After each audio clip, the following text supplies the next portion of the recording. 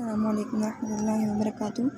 अब है drug therapy for other movement disorders. उसमें जो है ना फिजियोलॉजी और एसेंशियल ट्रेमर है, हंटिंगटन डिजीज़, टॉरेट सिंड्रोम है, ड्रग इंड्यूस्ड डिस्काइनेसिया और विल्सन और ना RLS है। तो ट्रेमर्स, फिजियोलॉजिक ट्रेमर्स और एसेंशियल ट्रेमर्स का हमें पता है। एसेंशियल ट्रेमर्स इधर होते हैं पार्किंसनिज्म डिजीज़ में होते हैं, ठीक है।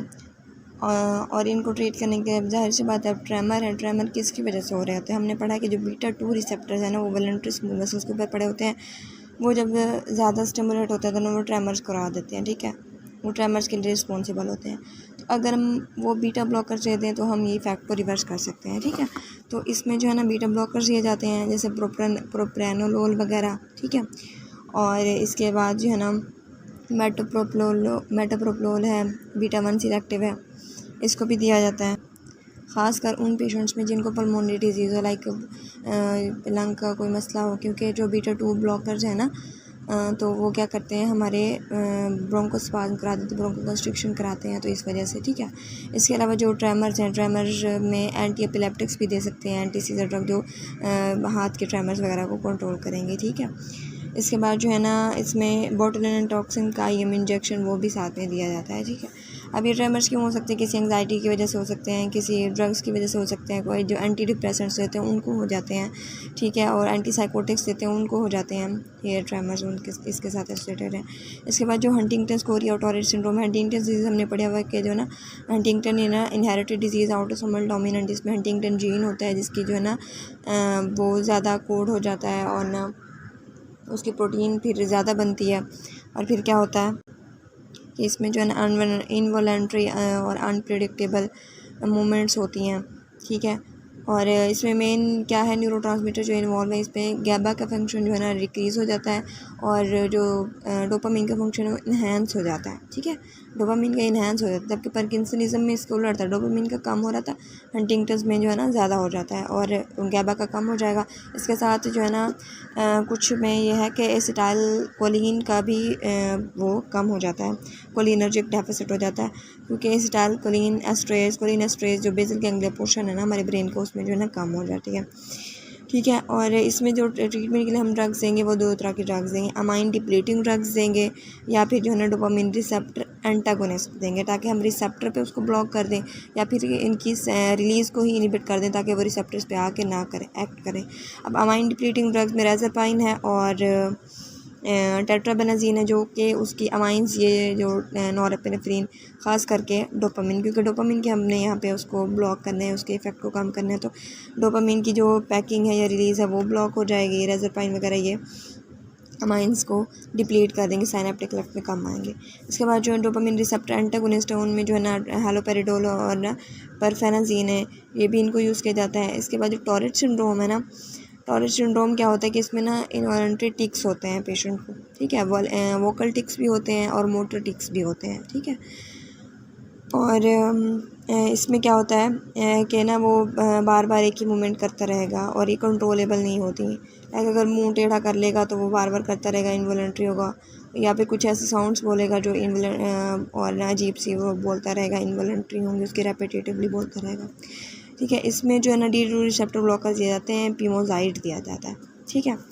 इसके बाद जो ड्रग इंड्यूस्ड डिस्काइनेसिया है ना, इसमें यह है कि जो हमने पार्किंसनियन हमने ड्रग्स पढ़ी ना, तो ये हमने सब में पढ़ा था कि डिस्काइनेसिया हो रहा था, तो इन ड्रग्स की वजह से होता है। इसके अलावा एंटीसाइकोटिक्स की वजह से होता है, ठीक है।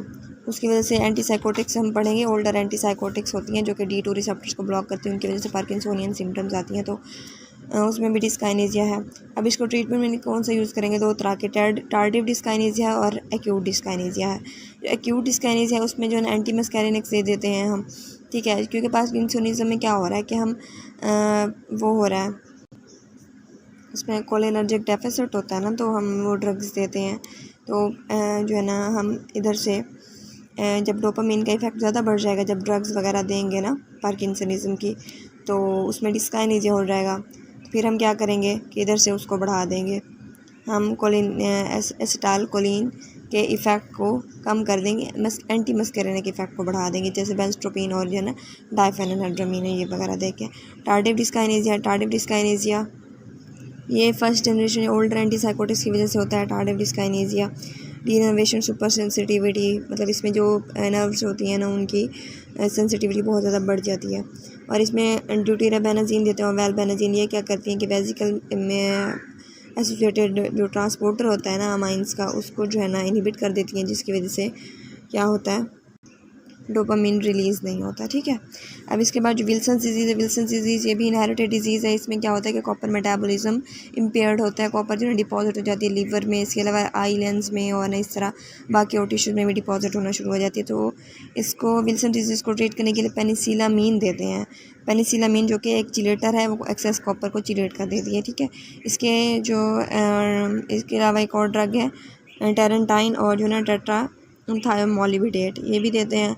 टॉक्सिक इफेक्ट्स में यह है कि जो है ना ऑप्टिक न्यूरोपैथी करा देती है, माइस्थीनिया करा देती है और जीआरटी डिस्ट्रेस करा देती है। ठीक है। इसके बाद जो है ना आरएलएस या रेस्टलेस लेग सिंड्रोम में ये होता है कि पेशेंट बार बार उसको जो है ना टांगे हिलाता रहता है, उसको अनकम्फर्ट सी होती है कि मतलब डिस्कम्फर्ट होती है, वो बार बार नहीं हिलाता रहता है टांगे। नॉर्मली भी हिलाते हैं लोग, लेकिन इस आरएलएस में बहुत ज़्यादा हिलाते हैं और ये कंट्रोलेबल नहीं होती। ठीक है। तो ये इसका ज़्यादा प्रेग्नेंट वुमेन में, डायबिटिक और यूरेमिक पेशेंट्स में ज़्यादा होती है। प्रेग्नेंट वुमेन में इस वजह से ज़्यादा होती है क्योंकि उसमें आयरन की कमी हो जाती है, फॉलिक एसिड कम लेना अगर वुमेन, तो उस वजह से आरएलएस हो जाती है। इसके अलावा जो ये है जो यूरेमिक पेशेंट्स हैं उनमें भी एच भी कम होता है, बहुत ज़्यादा जो है ना वो हो रहता है। सीकीडे का केस चल रहा होता है ना, क्रॉनिक किडनी फेलियर चल रहा होता है, क्रॉनिक किडनी डिजीज़। ठीक है। और तो उसमें भी HB का, आयरन का लेवल कम होता है ब्लड में, तो इस वजह से हो जाती है। और डायबिटिक पेशेंट में इस वजह से होती है क्योंकि डायबिटिक पेशेंट्स में HB का लेवल हाइपरटेंशन होती है, BP का लेवल, BP बढ़ा हुआ होता है। BP बढ़ा हुआ होता है तो वो क्या कराते हैं, नर्व्स को डैमेज करता है और ना नेफ्रोपैथी कॉज करा देता है। इस वजह से जो है ना RLS, वो जब नर्व्स डैमेज होती है तो वो RLS को ट्रिगर कर देती हैं। ठीक है। और इसमें क्या देते हैं, प्रामीपैक्सोल और रोपिनिरोल देते हैं इसमें। ठीक है। अब इसके बाद अलग से समरी की वीडियो है, वो मैं अलग से बना देती हूँ।